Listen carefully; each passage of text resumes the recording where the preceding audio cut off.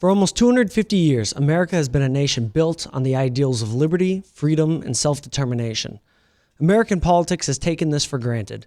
The biggest threat facing America today isn't foreign wars, isn't the deficit, isn't illegal immigration. The biggest problem facing America in the long term is that we are deciding that we don't want to be Americans anymore. We are losing our national identity.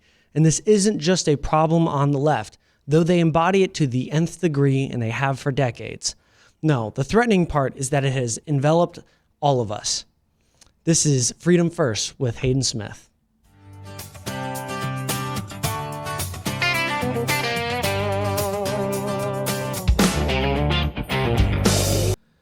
So I'd first like to open us up in prayer before we get started. So as long as you're not driving or doing something, please take a moment to close your eyes and focus on the Lord for a hot second.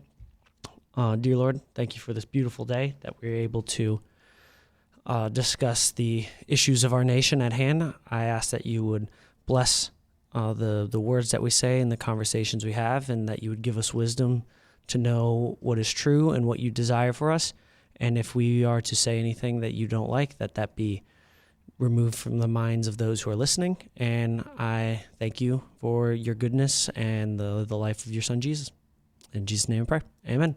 So before we kind of get going on some other stuff, I first want to explain to you the purpose of why we are doing this podcast and the goal of it amongst the many thousands of podcasts there are, and the reason why we've named it the name we've given it. So, as I said in my opening, America has been a nation built on many ideals, chief among them being the right of a man to determine his own future. This is liberty. And this has been woven through the fabric of our society for generations. But there's a coming wave in the younger generations. The communists of the 1960s have gotten their way. They infiltrated the schools, the media, perverted our education, our ideas of what makes a man free, what makes our country awesome, and what makes our culture better than the cultures around us. And we aren't really fighting back. And the reason is because the left has changed the terms of the game. They've given us this false dilemma. They lied to us. The lie is that right versus left has really anything to do with any individual topic, such as immigration or racism or even taxes directly. I mean, chief among these, immigration, the Democrats used to be the party for decades of no immigration whatsoever. And the Republicans used to be the party of open borders. And those changed for different situations. But they want to convey to you that American politics work how they do in Europe. And how they work in Europe is you have large governments, large authoritative governments, and you will have typically two political parties. And whichever party is in power will use the government authority to the best of their advantage until the other side takes their place. In America, this was not how it was supposed to be. People mistakenly believe that a conservative in Spain will want the same things as a conservative in America. But American conservatism is to behold to what traditional values America had. And this traditional values that America had is that we weren't going to play this game of large amounts of government authority and we just pick who's in charge of it. The analogy for this that's commonly used is that the government is a gun. And the dilemma posed to us currently is that we'd have to choose which side to use the gun, whether it be the godless heathens who want to trans the children and tax everyone into oblivion and open borders, or let the more traditional normal people use the gun. But in either instance, you are adding to the authority and power of the centralized federal government. So eventually, whether you like it or not, the left will get in power again, and then they'll have all of this power to abuse and take advantage of the citizens. Chief among these concerns we see in Scripture, in 1st and 2nd Kings, we see the different kings of Israel with very large amounts of authority, very large amounts of power, and they become corrupted. They worship false idols and lead their people into sin. The age-old saying, power corrupts and absolute power corrupts absolutely.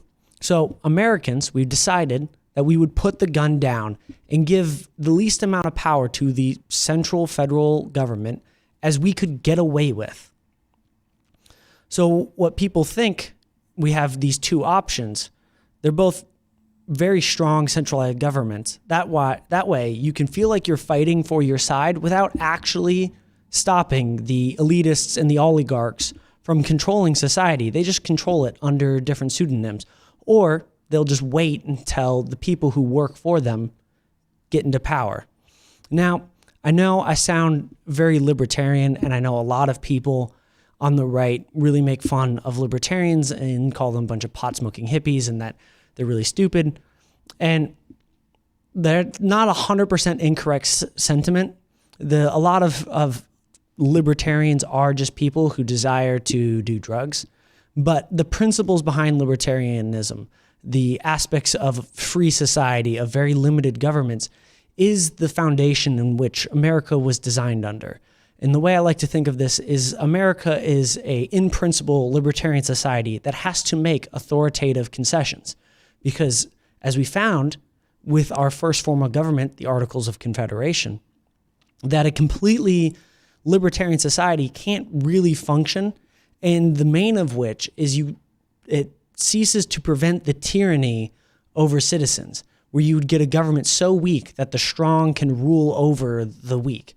And we see this in the first Articles of Confederation that ran between 1781 and 1789, in which the federal government only consisted of a legislative branch, no executive enforcement, or, judicial was kind of, But you had a state like Massachusetts that had a mass riot, otherwise known as Shays' Rebellion, and they couldn't put it down. They couldn't get enough militia to put it down.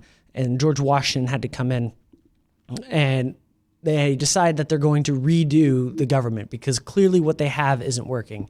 And what we're taught in school is because, the federal government had no enforcement mechanism. They didn't have money. They couldn't raise taxes. But one of the biggest reasons for many of the founding fathers was the federal government couldn't stop states from infringing upon the rights of their citizens. The federal government was meant to be a checks and balances of the states to prevent them from oppressing their people. So then they changed to what we now have, the Constitution. So we've been lied to as conservatives that this idea that a conservative has, really hard and fast principles on every single aspect of running a country, but that it actually just means to behold to the traditional values of your country, which for America is a very limited centralized government, a very limited government scope. So in America, left just means authoritative forms of government. So all authoritative forms of government, whether it be communism, socialism, or fascism, for example, are all ideologies of the left. They're all just different ways that the government controls the lives of the people. And you may be asking yourself, why am I talking to you about this? We hear about it all the time. We were told 50 billion times since the time we were 2 that freedom is good and liberty is good and everyone should be American, red, white, and blue. But we aren't actually told the true implications of our freedom, what they really mean. And chief among these is the responsibility aspect of that freedom, the consequences of our actions, your ability to fail, such as said, is without consequences, you don't actually have freedom. Without the freedom of failure, freedom is just an illusion. And the way we can see this is America, we have thousands of books, thousands of laws on the books to protect us from ourselves, to prevent us from harming ourselves, to set up all these safety nets to make sure things never go too bad. And I'm not saying that all laws are bad. That is by no means what I am critiquing, but is the idea that to fix society, to make society better, any amount of laws is going to do that. There's no society that went from a hedonistic, godless, awful society to a good one because they passed laws. That's never happened. Such as the example of you have men dressing up as women and going into the women's bathroom. If you have 50,000 men who are trying to go into the women's bathroom, the problem isn't that 50,000 men are going into the women's bathroom. The problem is that we have 50,000 men who want to. Because, okay, we passed a law that stops them from doing that. There's still weird, perverted people who will continue to do weird and perverted things. And what we find, at least I have found with my generation, with these mass desires of strong, authoritative, traditional governments, is a overcorrect of the lunacy of the left. They just want to fix the problem. They just want it to be over. They don't want to see it.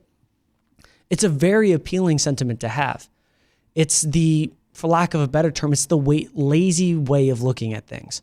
Just have the government fix it. Just have the government solve the problem. That way, I don't actually have to go do anything. I don't actually have to do the groundwork.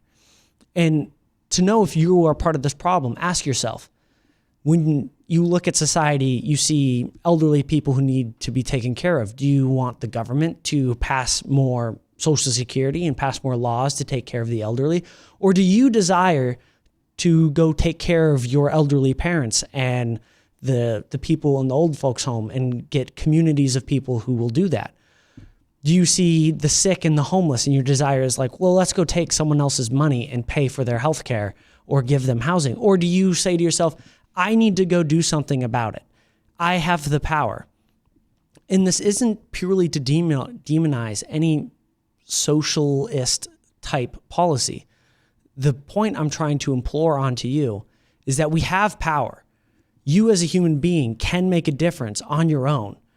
You have the ability, we have the ability to make the difference in society that we want to see. We don't need to rely on the government as a crutch. And this is what we are lied to about, that we can't do it on our own. We can, as a community, fix the problems of our own society. We don't need big government to come in and tell us how to do things, because they will mess it up. I mean, as Ronald Reagan famously said, the 9 scariest words in the English language is, I'm from the government and I'm here to help. So, as I would put in concise manner, the goal of this podcast is to implore onto its listeners and to other people who might see its clips that you are not weak, that you do not have to sit and wait for someone else to fix your problems, that you are not a victim of your society or your circumstances. Yes, there are good laws. Yes, there are good ways we can help society through legislation, but you have the power every single day to be the change and the difference in your society that you want to see. And I truly and fully believe that that power will only be raised by the ability of us to be free from the mass control of the federal government and allow our societies to be free. This is the case for freedom, the case for liberty. That is why we are here today. And as far as I have Miss Olivia Notch to my left. Say hi. How are you? Oh, there goes my mic. Hi. And running in the sound booth, we have Mr. Titus Kvien, the prettiest of us all. Oh, whatever. So, no. Would you guys think that I'm crazy in my analysis that I think that a lot of young people are far more authoritative, though they might be more conservative, quote unquote, they desire a far more authoritative federal government? Yeah, and I think a lot of it, to some level, comes down to people have a strong desire for order, and that doesn't change whether you are conservative or liberal. I think that people in general don't want to live in chaos, and instead of taking responsibility and creating a life where your life is not chaotic, there's some level of structure to it, it's a little bit easier to rely on the government for that structure. And I think that is really, I don't know, I think that's a big thing. I follow one gentleman on social media and whatnot, and he was very much like a very far right Trump supporter, and then he ended up kind of voting for Kamala the next time around, and then now he's kind of somewhere in the middle. And he was like, I think a lot of my, swaying one way or the other was, I want order, I want structure, I want, I don't know, I just don't want to live in chaos. And I think that is something that a lot of people can relate to, but I think that the government doesn't have a good track record of actually creating order unless it's in a more sinister way, I would say. I mean, so like I would say, there's 100% tons and tons of roles for the government to fulfill. And I am not pleading against any government at all. The biggest thing that I'm trying to say is that a federal government that controls heavily over people's lives is going to be extremely detrimental. And one of the easiest and most obvious things is that America is freaking huge. What policies and things that people want in California are going to be very different than here in North Dakota. We want different things. We have a different culture. We have a different way of life. They're not going to work the exact same way. That's where I would say, if you look at the Constitution and the Bill of Rights and the documents of our founding fathers, very, very strong states' rights. And where states' rights have far more authority and latitude to pass legislation and enforce laws that they desire. I truly don't have a ton of an issue with California having effectively socialism, a 45% tax rate, and they give half their money to, lesbian homeless people. But I don't want that to be my nation. And I think there should be, and rightfully so, a very high threshold to pass national legislation that affects the entire country. But on a state level, you can have that order. I would say a state like North Dakota, for example, is an extremely ordered society. It's very safe. We rank some of the lowest in crime, some of the highest in earnings per capita, some of the best schools in the nation. It's, in my full opinion, North Dakota is the greatest state in the union, and I love it here. And what I would say to that is, and I don't necessarily believe in this, but I think that the counter argument to that would be that there are lots of people, there are lots of conservatives specifically who are not comfortable with the idea that evil is going to be perpetuated anywhere. Like when we're talking about transgenderism, the idea that that's going to be totally allowed in California and that young children are going to be allowed to, be put on hormones or whatever, or that abortion is allowed up until 9 months in New York. There is some level of like a moral question there that people will allow the government, the federal government specifically, to take authority in certain matters like those, because people are really uncomfortable with the idea that evil is going to exist within the United States in different pockets unless we do things at a federal level. And I think that that's valid, but I also think that that's something that can get us into a lot of trouble if we take it too far. Well, and very similar to the previous analogies I've given, like these evils that happen, and again, the freedom existing constitutes a freedom to fail, a freedom to do wrong things. If you have no freedom to do wrong things, then you don't have any freedom at all. When you say, all right, you're free to make this one choice, that's not actually freedom. That's where something like murder is a state level charge. It's not federally prosecuted at large.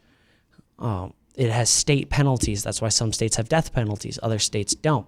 But again, we have these really evil things such as the transgendering of children or abortion, which things that I fully agree are terrible, awful things. But I would think the proper answer is in the context of the government that we have and the way it's supposed to work, go do the groundwork. Go to those states. Go evangelize your beliefs. Christians, we've done this for generations.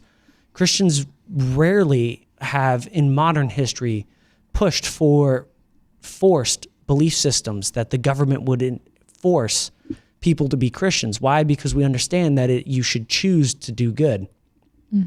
But we encourage people, we evangelize, we try to win them to our side. And I would say in the same way with these abhorrent things that certain leftist states are doing, I would have the same argument.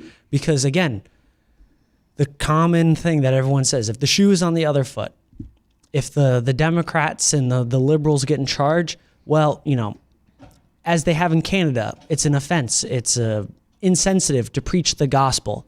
So they arrest people who openly preach the gospel.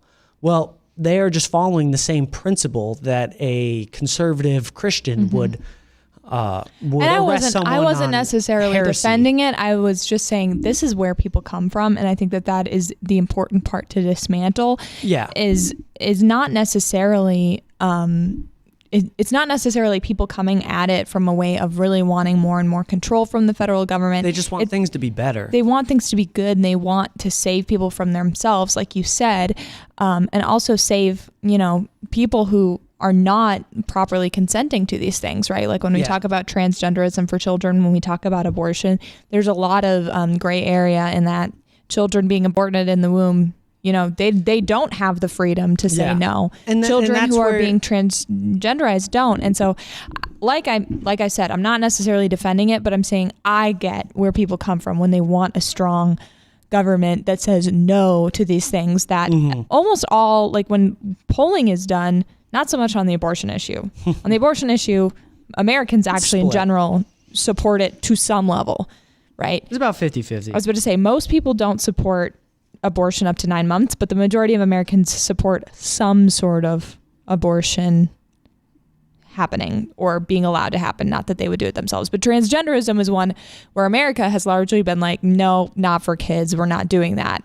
The legal authority to do so under the federal government would be a constitutional amendment. Yeah. In which case, again, pass a constitutional amendment. And that's what I wish we would do more of. And I think, and it's intentionally very, very difficult to do that because it has to be really, really strongly supported. Well, and I wish we would go for that a little bit more. Because I think with the transgenderism for children, I think that that's something that there's actually a fair chance that would be allowed. I mean, the leftist electorates would never vote for it. They would never pass it. So that's where it's very difficult. But America, you know, the federal government has been structured in which you only need simple majorities in Congress to pass legislation. But the scope of the authority for the federal government was intentionally made very limited.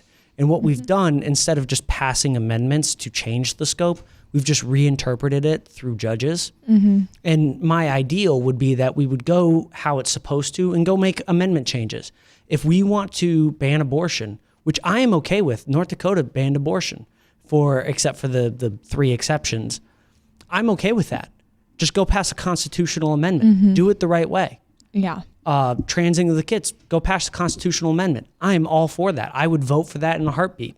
I just don't like that we'll write an executive order or try to push through a spending bill. Because I've seen more and more conservatives make fun of that whole idea of like, what if the shoe's on the other foot?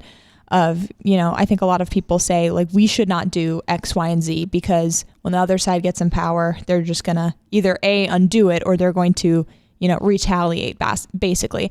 And it's been so concerning to see like a lot of very staunch conservatives, leaders in the conservative movement say that like that's wimpy. We shouldn't be doing that. Like it's a concession to failure. I mean, because most of them come from a position of, well, the left's already going to do it, so we should do it first. Yeah. Like a preemptive strike. But if we do all these preemptive, heavy government authority, it is a concession to loss. We have decided that a limited government can't exist in America. We're not going to play this game anymore. The great American experiment is dead. And I don't want to concede that. America's the only country in the world that functions the way we do.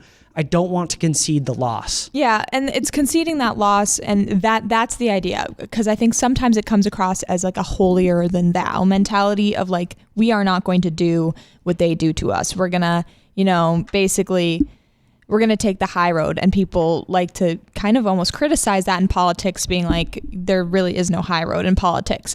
It's not about taking the high road. It's not even really necessarily about being morally above it all.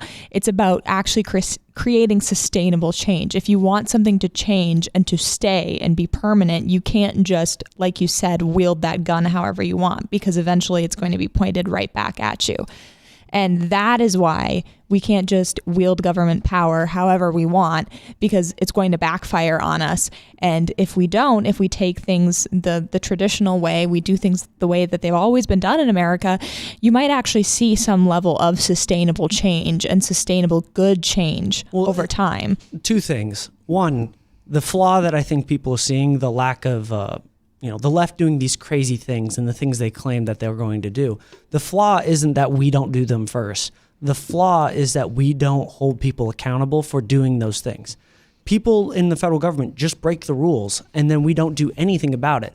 The flaw of Republican electorates isn't that they aren't doing more authoritative things. It's the fact that they're not putting people in jail or getting them kicked out of Congress for just breaking the law. That is the big flaw. And second of all, as far as returning to an older style of life, I think people will be like, well, we have all these government rules, and if we get rid of these rules, then things will go to chaos immediately.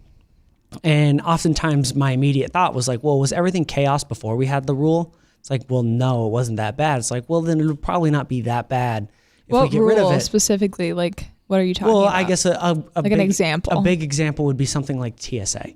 Like 9/11 happened, obviously, but 9/11 didn't happen because of failure of TSA. 9/11 happened because of failure of procedures for hostage situations on airlines. And TSA has been found to allow upwards of 90% of illegal contraband through their system. So we spend billions of dollars and waste hundreds of thousands of hours of people's lives for something that is proven to not do the job. They pay TSA officers really well to fix a problem that didn't technically exist. So in a lot of these things are, I remember having this discussion with someone when they changed the handgun laws a while back to needing to be 21 to get a handgun. And I was like, well, they changed it because of X and X reason, and it wasn't that big of a deal. And they're like, well, if we change it back now, it could be a problem. It's like, well, it wasn't a problem then. And he conceded that it wasn't a problem then. But I couldn't get him to concede that it wouldn't be a problem if we changed it back. But the thing I was trying to implore upon was that if you remove a lot of these government systems, what I think people will be surprised to see that people step up to the challenge. I don't believe people are as weak and as lazy. People are only as weak and as lazy as you let them be. People are a lot more prone to giving to society when it affects their society. So, you see lots of people, they don't give to charities. And their mental thought process is, well, government takes 12% of my income effectively as forced charity. Why should I pay more money to charity? Whereas if you didn't have those things, the homeless situation in your community, people would be far more prone to say, I have to take care of this. This is our community's problem. No one's going to come fix this. This is our job. I have a different view of that one specifically. I do think it's the government's problem. I think they're just doing it wrong, but... Well, I would say these different, helping people, I think individuals and charities can do it a far better job. No, I didn't mean helping people. I mean just like arresting people, but But that's a whole different discussion. But yeah, you're totally right in that people only are as lazy as you let them be. You look at it specifically when you talk about all like the welfare systems of, I have seen people, I'm chronically online, I've seen people literally talk about the way that they don't want to get a better job. They don't want a pay raise because it's going to impact their benefits. They don't want, to move up in society, to work harder, to do those sorts of things because they've just been permitted to be lazy, and we've allowed huge swaths of the population to kind of just coast.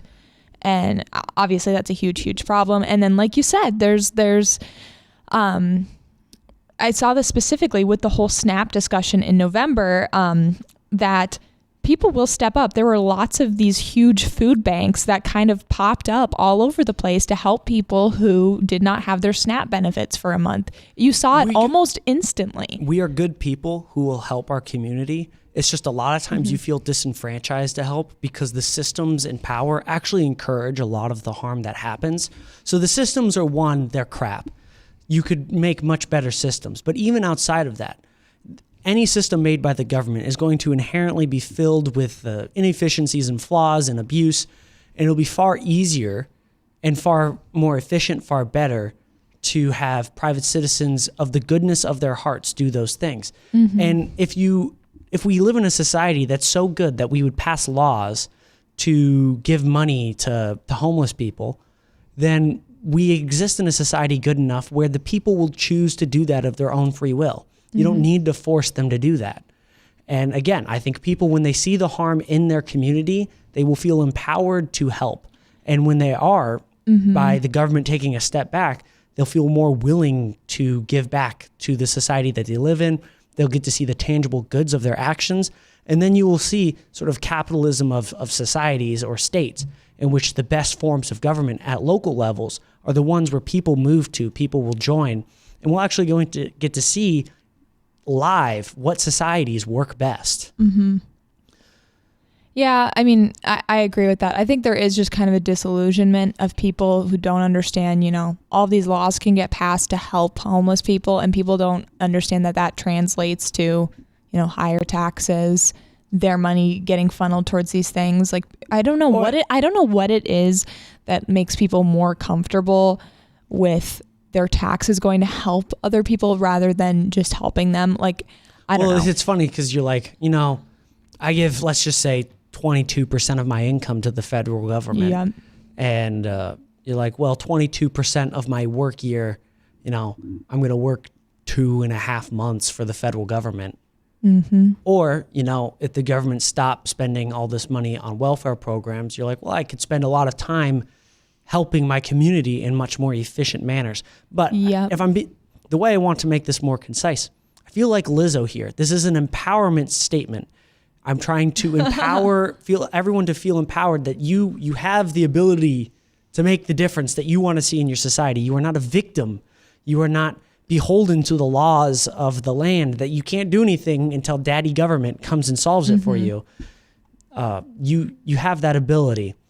We need someone to come in with a motivational speech. Yeah, absolutely. Well, were there any other topics we wanted to get to? Anything else we wanted to talk about? In more recent news, obviously the Trump assassination attempt happened. The third one of very, very reasonable threat, because there's been a couple there's been many plots, that sort of thing. Yeah, bomb threats, plots, things like that. But this is the third. We had the Butler one, the one that happened at Mar-a-Lago with the guy. Golf course, His golf course, and then this one. And I don't know if you saw the video. Holy cow, that guy was running like freaking Naruto through the... I didn't see all of the videos. I saw a couple. Trump said on his interview, just a blur. Yeah. No, it's a sad thing that this is just happening, and it's really sad that I wonder why people keep trying to kill the president. I mean, why do so many people hate him? I mean, it's almost like they've been convinced that the president is like this evil, authoritative fascist that's going to kill everyone. Speaking of fascists, you want to know one of the funniest things I'd ever seen? So one of the defining tenets of specifically fascism is the centralization of education. And Trump, during his administration, dissolved the Department of Education. But that's fascist, actually, him doing that. People were calling him fascist for decentralizing education. So a core tenet of fascism is nationalizing the education system so you can indoctrinate the youth.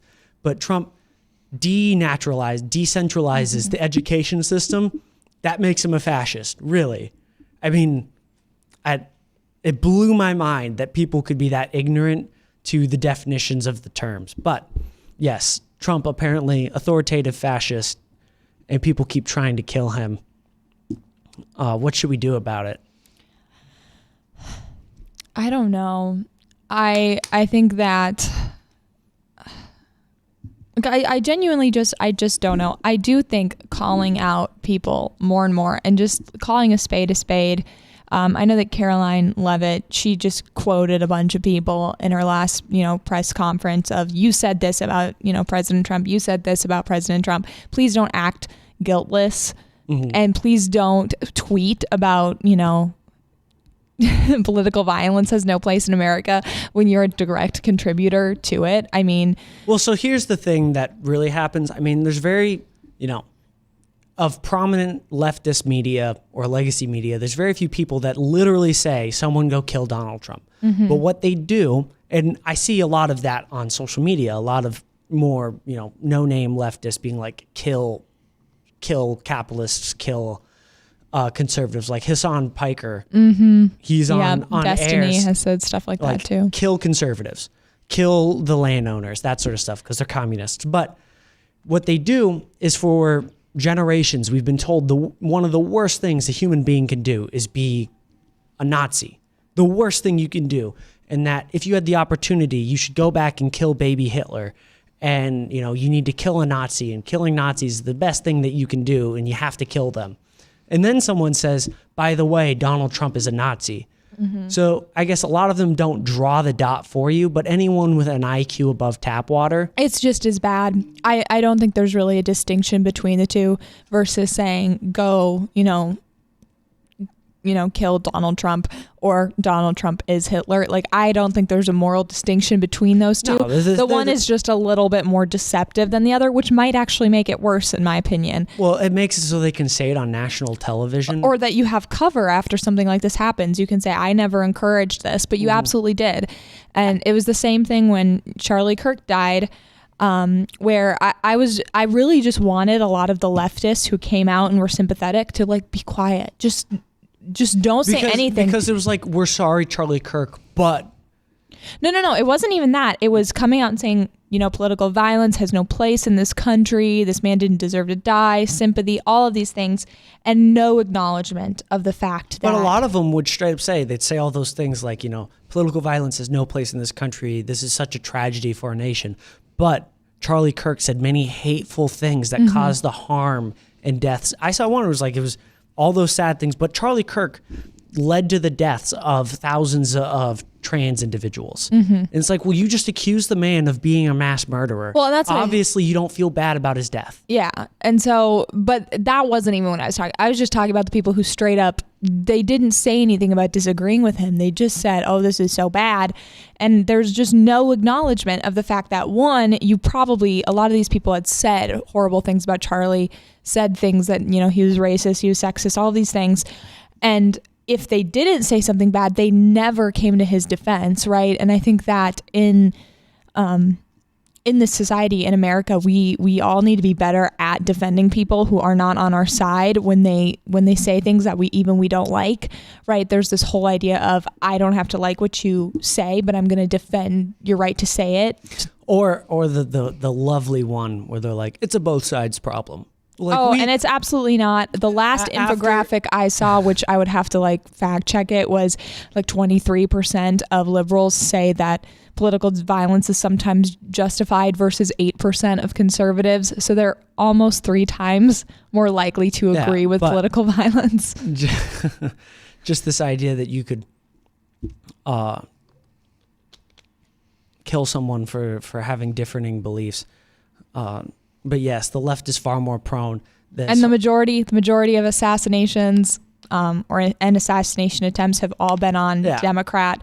I mean, we have JFK, but the rest have been Republicans. It is really annoying when the people who are doing all the political assassinations sit there and say, we need to really cool the rhetoric. This one happened a lot after the Butler thing, because a lot of people, that one was a really, really bad example. Or after Charlie Kirk, we need to calm down the rhetoric. It's a both sides. It's, you guys need to apologize for what you've done and stop. Absolutely. And no, I totally agree. I think it's so performative. A perfect example of this is someone again, another news cycle thing, Jimmy Kimmel in his fake, giving a speech at it's the White House Correspondents' Dinner. Is what it is? Yeah. Correct. Yeah. Where, he said Melania looks has the glow of an expectant widow. And then he backtracked and said that it was about the age gap, not about any sort of... And I'll concede. I don't think it was it wasn't an explicit call to violence. It wasn't someone go kill this person. The joke was that the idea that Melania would like Trump to die, but the method of his death was ambiguous. It wasn't. Yeah. It was not obvious that it was about their age gap. I don't know. I would just prefer if people would stop joking about the president dying.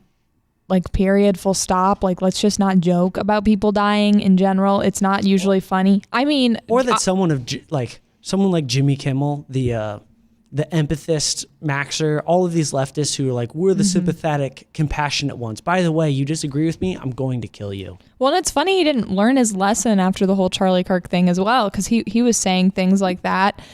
He was talking about how we didn't know which side the shooter was on and whatever. And then when he got his show back, he did his open monologue in what seemed like fake tears.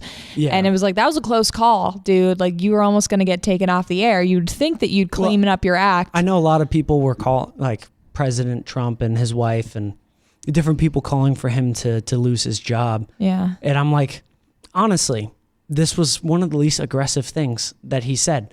I don't know what's worse, saying that, honestly, what is worse, saying that your wife would be happy if you died or calling someone a pedophile on national television?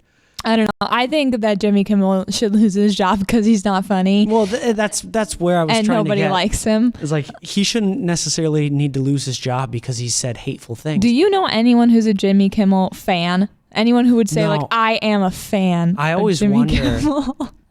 The show's going on and they have the laughing in the background. And I do wonder who's there laughing. Because they used to like pan over audiences all the times in these late night shows. You could see people in the audience. The laugh is always the same too. I just feel like, is it a fake laugh? Is it a probably fake laugh? I don't know. I don't watch the show enough. I just see clips. But the things he's saying. It has to be because the things aren't funny. And so for the laughs to sound genuine at all, it has to be fake. I don't know.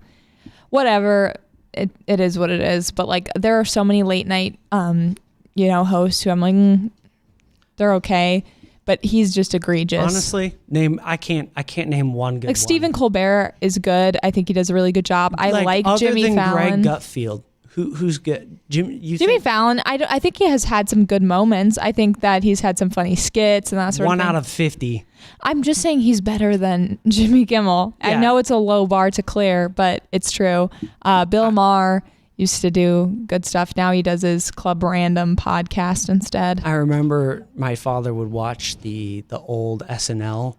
Mm-hmm. He had them recorded on like a DVR, and watching those, and it was like, dang, like there was such variance. One episode would be hilarious for the whole time, and then the next episode would have someone like, wow, this just sucks. But it would be like, it was consistently like they were trying to be funny. It was very obvious, and sometimes it didn't hit. They were willing to try things that wouldn't work, but dang, some of them were really good, and some of them were like, whoa, I can't believe this is really bad. I can't and maybe it's because I'm dated. Those things are freaking. Well, yeah, if it was like pop culture of the time, there are things that are on SNL now that I see clips of that I kind of laugh at. And I know that if I showed it to my mom or my dad, they'd be like, what am I watching? This is tomfoolery. But the summary, Jimmy Kimmel should lose his job, not because he said mean and hateful things, but because he is just bad at his job and not funny. And he has terrible ratings and no one likes him. That's the summary. Yeah. Yeah. I'm sure he's a wonderful person.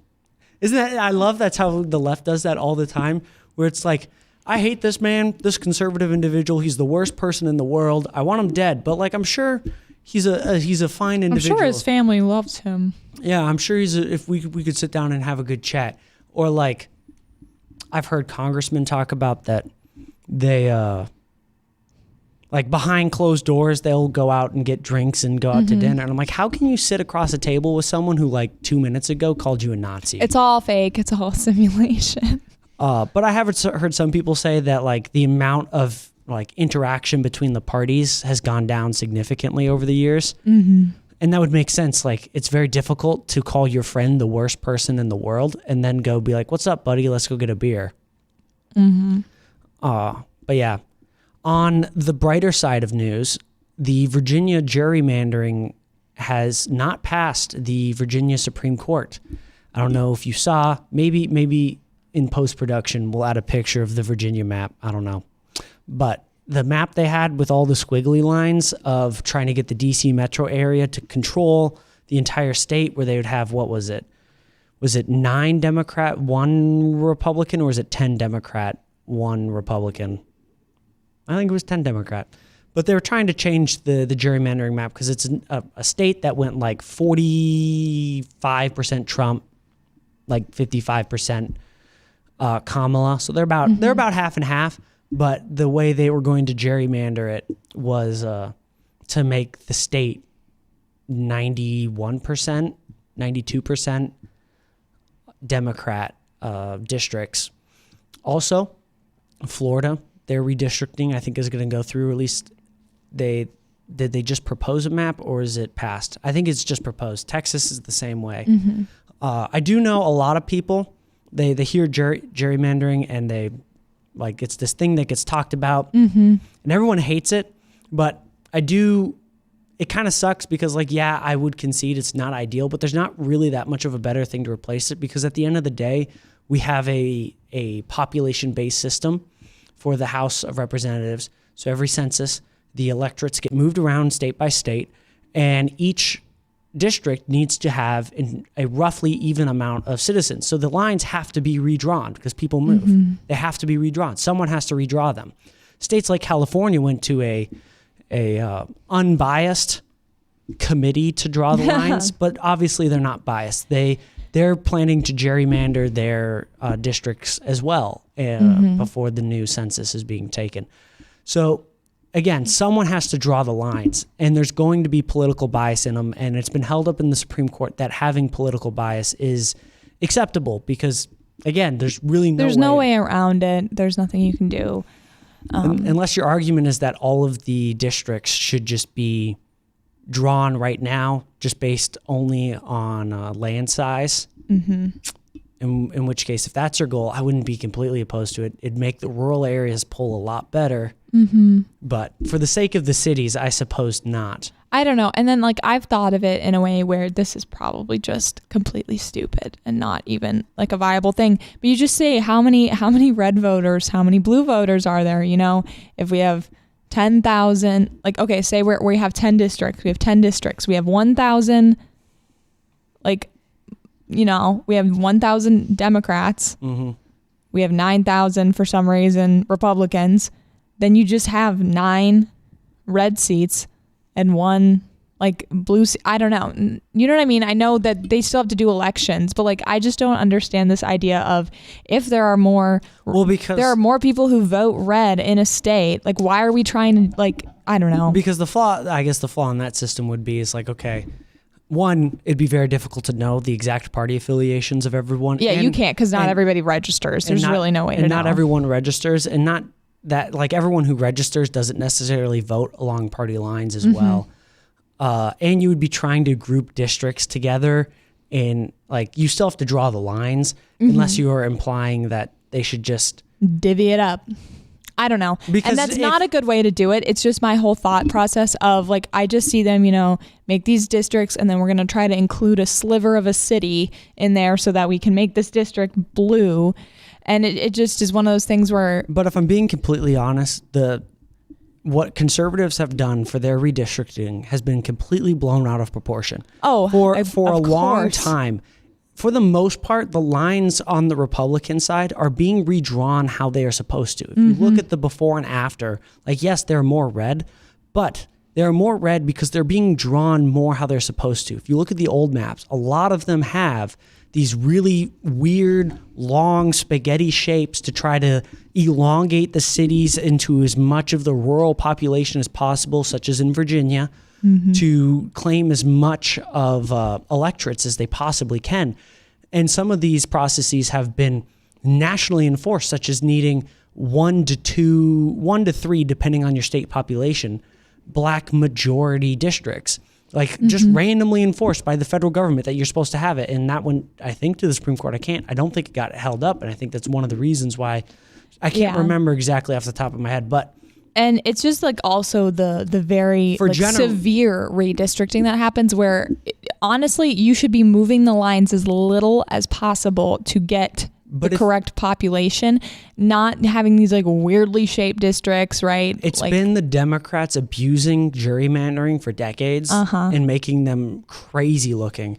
And then Republicans put them roughly back to normal with some bias. Yeah, absolutely. There's no way to not with some bias, 100%. But if you look at the difference, Republican redistricts are just, we have a square for the city, we have a square for the rural area, square for this city, square for this rural area.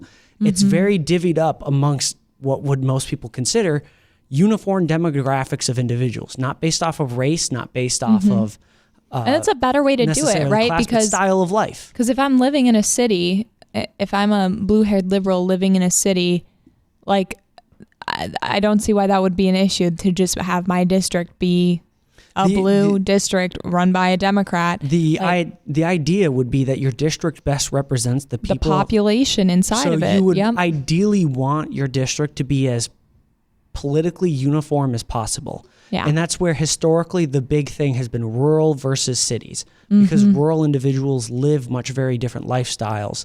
So what oftentimes Democrats try to do is to stretch the high population density of cities to extend into rural areas, outride their vote. But districts are by population anyway, so the cities... But there's still more population in the cities than in rural areas. That's what I'm saying. It still benefits the Democrats, even if we just give them the cities and give Republicans the rural area. It actually benefits the Democrats just fine, because it's how many districts do we have in Fargo, and then we have huge swaths of land in North Dakota that are super red but very lowly populated, and we have plenty of Republicans living in North Dakota who would end up, not North Dakota, Fargo, who would end up being and that's in a where blue you would district. see a state like Minnesota, which I believe has 11 electorates, and like 4 of them are in the Twin Cities area. Yeah. They don't, as far as my memory serves, they don't stretch out in weird, because they don't really need to, and a lot of these places don't. Yeah, they don't stretch out in weird, extravagant ways, again, because they don't need to, but it doesn't maximize their political potential. Yeah. But in most of these instances, just the Republicans greedy. are just making them how they were supposed to, again, with bias, because you can't have no bias. Because I'm fine if it gets divvied up and it ends up benefiting the Democrats, if it's just a common sense way to divvy it up. But it's when it is just absurd that you have to roll your eyes at it. You just have to. But and then just heard today FBI doing some crackdowns in Minnesota on some of the learning centers or learning centers. That one specifically is part of the raid. So there were 22 locations being raided. Some of them are, the child care, like learning centers, that sort of thing. And then there's some, I think some medical facilities. They're cracking down on Medicaid, all of that sort of thing. I saw it's 22 locations, but I think there's 26 warrants. I don't know. I heard it from different places. But no, this is really good. Because a lot of them are appropriation of federal funds. I mean, not all of them. Like some of the ones in California, I believe, were appropriations of federal funds. But Minnesota was a lot of state funds. Yeah, it's just really funny because, everyone in Minnesota, all the Democrats were so convinced that, we're looking into this. That was kind of the idea of like, we've known this is going on forever. We've been dealing with this forever. They didn't deny it even really when it happened. They were like, yeah, there's been fraud in Minnesota, but this isn't a new thing. Yeah, they're just like, this has been going on forever. And it has. It's just. Yeah, it has. It's been becoming increasingly more prevalent. And the funny thing is, like, when you talk to a lot of Democrats, it's like, well, it's par for the course. If you're going to have a political system, there's going to be mass embezzlement. That's just what you just have to take that into account. That's why California's high-speed rail is only taken $17 billion and only made less than a mile, even though it was supposed to be done for a grand total of like 30 billion and stretch over like 130 miles, something like that. Don't quote me on the exact numbers, but yeah. So hopefully we'll get to see what happens. Hopefully Minnesota. Yeah. But it is par for the course. Specifically, what I had seen reporting is most of these places that are getting raided are Somalian owned like things and whatnot. And I just looked it up right now because I wanted to have the correct information. Somalia ranks 181st out of 182 countries in corruption. Second worst. Yeah, so I don't know. I'd love to go to the worster one. Yeah, well, I should Google Worster's that next. Don't worry. That's not a word. But no. So it is pretty funny, and it's one of those things where you kind of get labeled like, hey, you shouldn't say that. That's not good. But it is kind of just to be expected. Yeah.